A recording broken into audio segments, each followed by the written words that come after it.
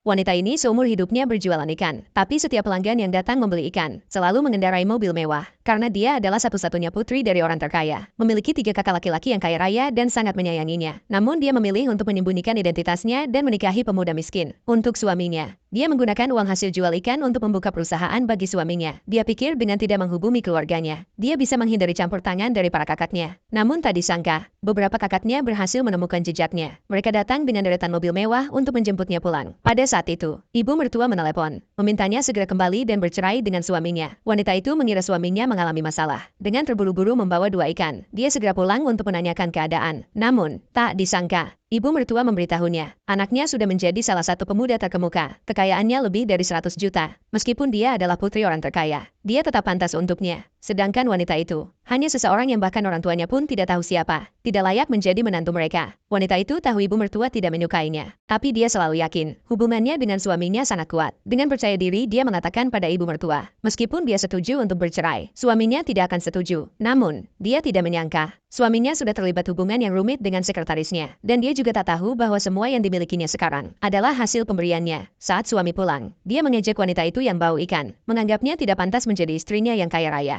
Bahkan mengatakan selama ini dia hanya menganggapnya sebagai pembantu. Meminta wanita itu untuk menandatangani surat cerai dan pergi. Wanita itu tanpa ragu menandatangani surat cerai dan memperingatkan suaminya agar tidak menyesal. Namun, ibu mertua dengan kejam menyuruh pelayan untuk mengusirnya. Suaminya bahkan membuang barang-barangnya. Dia tak pernah menyangka bahwa identitas yang disembunyikannya untuk menikah dengannya akan berakhir dengan seperti ini. Dia bertekad untuk membuat mereka semua membayar. Terjebak tanpa jalan keluar, dia menelepon kakaknya, meminta mereka menjemputnya pulang. Tiba-tiba, adik iparnya lewat, melihat kakak iparnya yang dibuang, langsung mengejeknya. Adik ipar bahkan menghinanya sebagai pembantu di rumah. Mengejeknya bahwa setelah 3 tahun menikah, suaminya bahkan tidak mau menyentuhnya. Di sisi lain, para preman yang mendengar itu memiliki niat jahat. Mereka mendekati wanita tersebut. Wanita itu langsung melawan, mengusir preman tersebut. Adik ipar yang melihat preman gagal, justru menuduh wanita itu mencuri barang milik keluarganya dan meminta untuk memeriksa barang bawaannya. Mereka terlibat pertengkaran. Tak disangka, wanita itu memberi tamparan keras pada adik ipar. Adik ipar sangat marah, memerintahkan preman untuk memukul wanita sampai mati. Di saat genting itu, sebuah mobil mewah melaju dengan cepat. 3 pria tampan langsung turun dari mobil dan berteriak menghentikan mereka.